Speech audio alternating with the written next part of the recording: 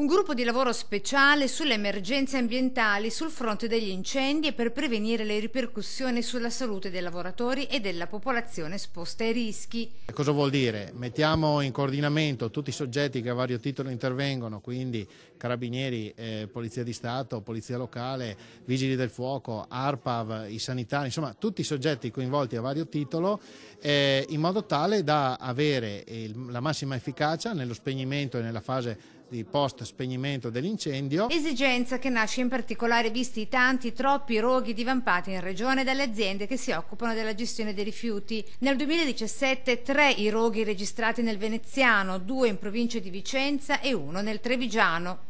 Aziende cosiddette ad alto rischio è anche codificato, vogliamo estendere questa codifica anche a situazioni di tipo diverso.